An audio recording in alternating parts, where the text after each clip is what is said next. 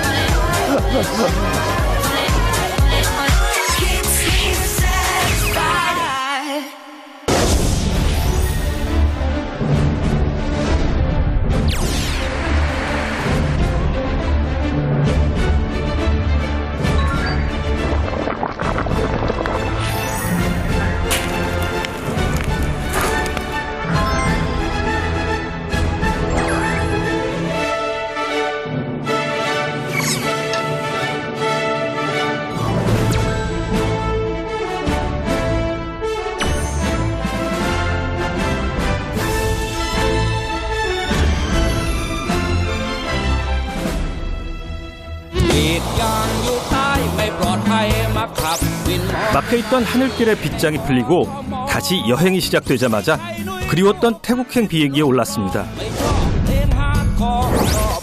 10년 동안 살았던 도시 방콕과의 회포를 푼 저는 이제 태국의 소도시들을 만나러 갑니다. 방콕에서 50여 킬로미터 떨어져 있는 나콘바톰을 거쳐 우리의 경주와도 같은 태국의 역사 도시 아유타야로 향합니다. 먼저 들른 도시 나콘바톰은 불교가 처음 태국에 전파된 지역으로 알려져 있습니다. 도시 한복판에 자리한 거대한 공원 두다몬토는 부처의 영역이라는 의미를 담고 있는데요. 이 공원에 어디에서나 볼 수 있는 16m 높이의 이 불상은 가만히 앉거나 서 있는 게 아닌 걷는 자세를 취하고 있어 더욱 특별해 보입니다. 저는 지금 방콕을 떠나 북쪽으로 올라가고 있는데요. 방콕을 벗어나자마자 푸타몬톤이라고 하는 사원에 왔어요. 와, 불상을 보는데 실제로 보니까는 그 규모가 엄청납니다. 한 발을 살짝 내딛고 있는 불상은 하늘에서의 설법을 마치고 지상으로 내려온 부처를 상징하고 있답니다. 우연히 찾은 도시에서 태국인의 삶에 큰 자리를 차지하는 불교를 새삼 가까이 느낍니다. 그럼 이제 본격적으로 여정을 떠나볼까요? 도시를 흐르는 운하가 조용한 동행이 되어줍니다.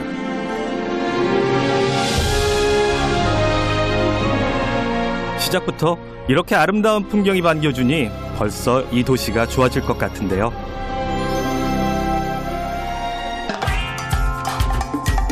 그런데 얼마 가지 못해서 속도를 줄여야 했습니다.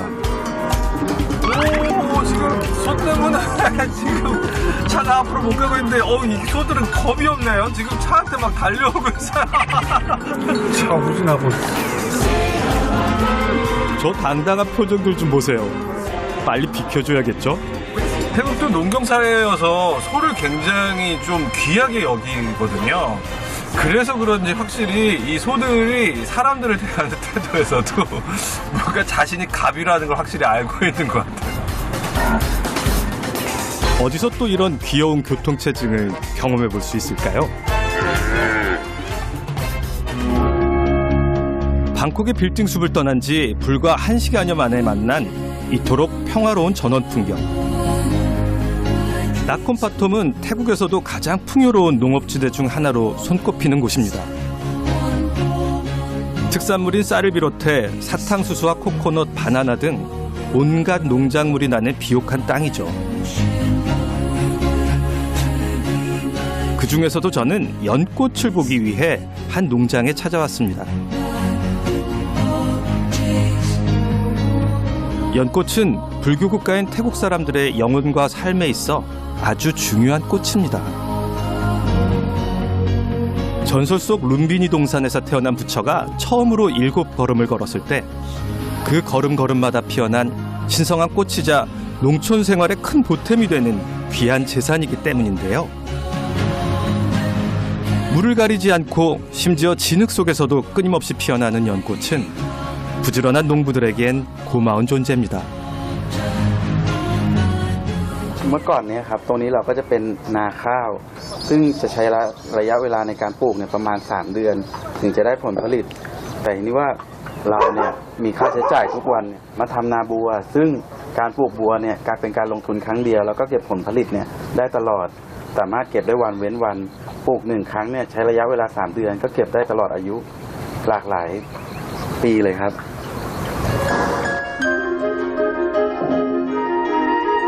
보트를 타고 운하를 따라 연꽃 농장에 방문하는 관광 프로그램이 있을 만큼 나콘파텀의 연꽃은 이 지역의 상징이고 자랑이죠.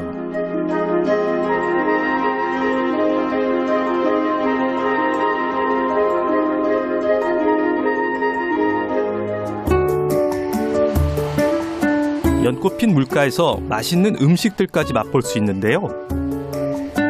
이게 또 아주 운치 있더라고요. 그릇부터 평범치 않은데 요 연잎 안에 뭐가 숨겨져 있을까요? 와. 새우 페이스트에 볶음밥, 돼지고기와 새우, 연근 그리고 당근까지 연잎 보자기로 싼 선물 보따리가 제 앞에 펼쳐졌어요. 밥 자체가 지금 엄청 맛있어요. 이게 이쁘기만 한 게 아니네요. 밥만 먹어도 이렇게 맛있어요. 쌀 생산지라 그런지 밥맛부터 다르더라고요. 눈도 입도 오늘 아주 호강한 날입니다. 다음 메뉴는 커다란 나무 쟁반에 담겨 나왔는데요.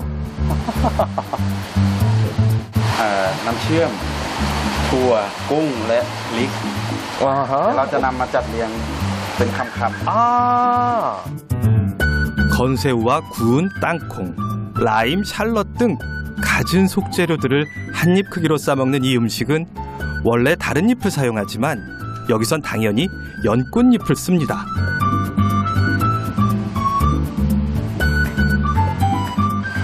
지금 빗소리 들리세요? 제 뒤로는 연꽃이 소담하게 색깔별로 피어 있고요. 그리고 지금 비가 내리고 있고 저는 연꽃에다가 너무나 소중한 재료들을 이렇게 모아서 마지막에 이게 뭔지 아세요? 이게 코코넛이에요.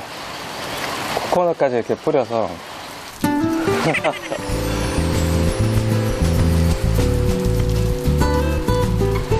이 소스가 들어가면서 너무나 누구나 맛있어 할 수밖에 없는 그런 맛이 재료들의 아삭한 씹힘과 함께 동시에 전해져요. 찰나의 맛이 아닌 어떤 장면으로 기억될 것 같은 음식들이 있습니다. 나콘파텀의 연꽃 요리도 제겐 그런 음식이죠. 입으로는 향기로운 연꽃잎을 꼭꼭 씹고 마음으론 비 내리는 이 풍경을 음미하듯 곱씹어 봅니다. 이 순간의 맛을 오래오래 추억하고 싶습니다.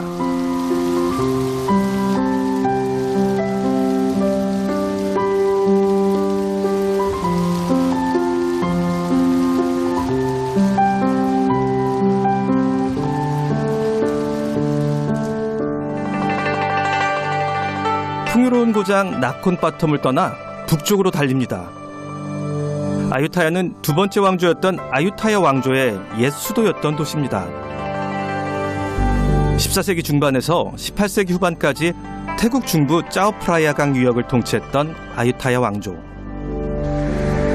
이 시대에 태국 역사상 처음으로 문서화된 법전이 편찬되고 상좌부 불교가 국교로 지정됐다고 합니다.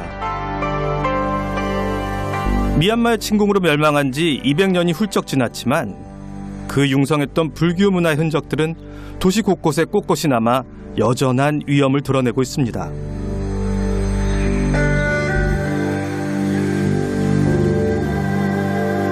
미얀마군은 이 나라의 힘이 사원과 불상에서 나왔다고 믿고 이들을 철저히 파괴했다는데요.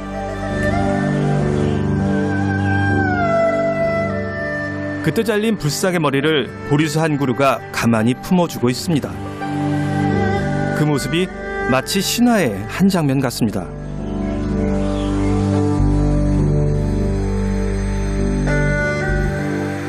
이곳은 태국의 아유타야라고 하는 도시예요. 아유타야에는 독특한 국수가 있어요. 부산에는 돼지국밥이 있죠. 아유타야에는 보트 누들이 있는데요. 그 진한 국물 맛 한번 저랑 같이 맛보실래요? 50년이 넘은 이 노포는 아유타야에서 가장 유명한 보트 누들 가게 중 하나입니다. 태국 관광청 웹사이트에서도 소개하고 있을 정도니 말 다 했죠. 이름만 원조라고 하고 가보면 영 아닌 식당 많잖아요. 이 식당에 오시면 제대로 된 보트 누들을 맛볼 수 있습니다. 이곳은 아유타야라는 곳인데요. 우리나라에 경주가 있다면 태국엔 아유타야가 있습니다. 예전에 아유타야 왕조 때의 찬란한 유물들 그리고 건축물들이 고스란히 남아있어요. 또 이곳에는 이렇게 보트 누들이라는 게 굉장히 유명해요. 보트 누들이라는 건 예전에 수로에서 배를 타면서 배에서 국수를 팔았던 건데 이 크기 보세요. 엄청 작죠? 그래서 보통 양이 많은 사람들은 5개, 6개는 기본이에요. 요 길쭉한 뱃머리 보이시죠? 지금도 태국 수상시장에 가면 이렇게 생긴 보트 위에서 아주머니들이 만들어 파는 보트 누들을 먹을 수 있습니다. 비좁은 보트 위에서 조리해야 하니 주고받기 편한 작은 그릇에 국수를 담아내게 된 건데 그릇은 작아도 내용물은 알찹니다. 국수 맛을 좌우하는 육수는 돼지나 소의 선지를 넣어서 진한 갈색을 띠는데요.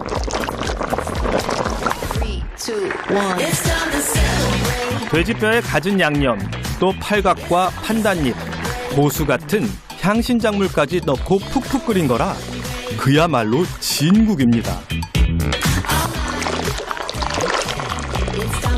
그 국물에 면과 숙주, 튀긴 마늘, 살코기 등을 살짝 토렴해서 담아주면 정통 보트 누들이 완성되죠. 양 많은 분들은 이걸 누구 코에 붙이나 싶으실 거예요. 하지만 걱정 없어요. 요 한 그릇에 단돈 400원 정도니까요. 첫 한 젓가락이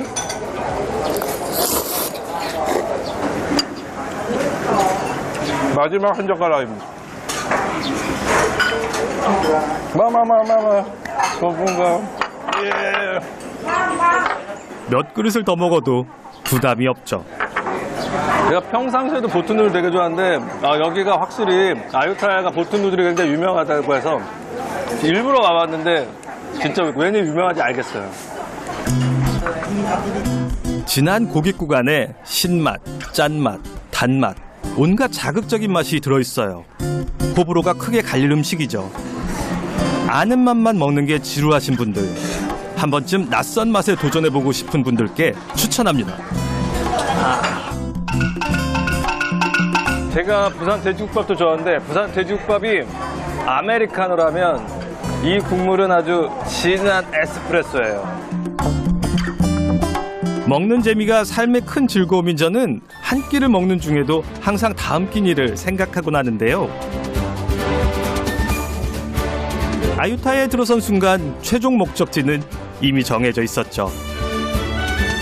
멋진 유적지도 보고 보트 누들로 입맛도 살짝 돋워준 다음 마무리로 바로 여기 새우시장에서 하는 거죠.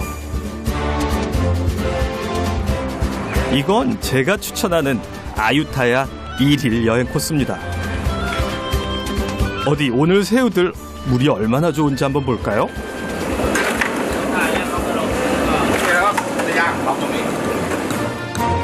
이 시장에서는 민물 새우 종류인 큰 징거미 새우를 맛볼 수 있습니다. 이게 지금 큰 징거리 새우라고 하는데 아유타야에는 바다가 없어요. 그런데 새우가 엄청 유명합니다. 이유가 뭐냐면 이거는 양식산이에요. 민물의 양식산 새우인데 웬만한 바다에서 나오는 새우들 명함도 못 내릴 정도로 맛있거든요. 신기하죠? 오, 저 들썩거리는 것 좀 보세요. 최고로 싱싱한 새우를 즉석에서 숯불에 구워줍니다. 가격은 새우 크기에 따라 1kg당 350바트에서 500바트까지 다양한데요.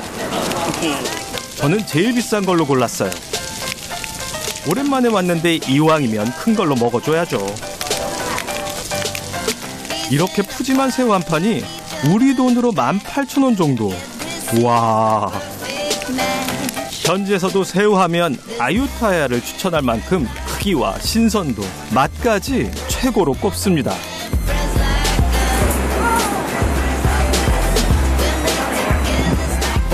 와. 와. 이건 제가 주문하고 한 2분 지났나? 그러니까 이렇게 완벽하게 구워져서 나왔어요. 머리를 돌리겠습니다. 그거 아세요? 어두일미는 새우한테도 해당되는 말이라는 거. 뜨거운 것쯤은 참아야죠. 환상적인 이 육즙 맛을 보려면요. 이 새우 대가리 부분에서 너무 고소해서 약간 신맛.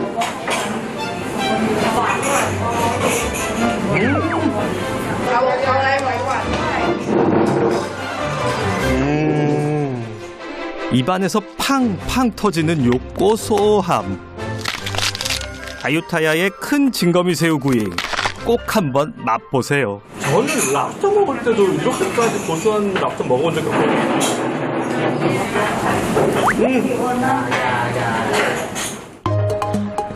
여기 아유타야에서는 새우 말고도 또 하나 먹어봐야 할 게 있습니다. 이게 지금 제가 태국에서 제일 좋아하는 태국 후식이에요. 지금 이렇게 전병을 만들고 있죠. 여기다가 이게 뭐게요? 이거 보면 뭐 실 같죠? 근데 이게 어쩌면 세상에서 가장 달콤한 실타래일 거예요. 싸이마이는 팜슈가를 실처럼 만든 일종의 솜사탕입니다. 여기에 있는 이 전병에다가 말아서 먹는 거예요. 실타래 솜사탕 싸이마이를 감싸는 로띠는 인도의 빈대떡 같은 것으로 동남아시아 전역에서 다양한 모습으로 변형돼 팔리고 있죠. 이 로띠를 십자지처럼 아주 얇게 붙이는 게 로띠 싸이마이의 특징입니다. 이런 조리법은 아유타야의 무슬림으로부터 태국 전역으로 퍼지게 된 것이라는데요. 그래서 태국인들은 아유타야에 올 일 있으면 원조 로띠 싸이마이를 몇 봉지씩 잔뜩 사가지고 가곤 합니다.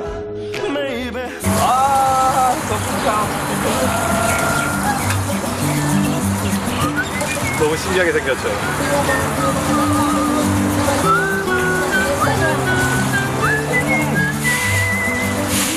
폭신폭신한 한단향으로 만든 이게 바로 밀전병인데요. 한단향은 동양의 바닐라라고 하는 향긋한 향신료거든요. 그래서 약간은 향긋하면서 부드럽고 부드러우면서 달콤한 정말 여러분 지금까지 드셔보지 못한 아주 최고의 디저트입니다.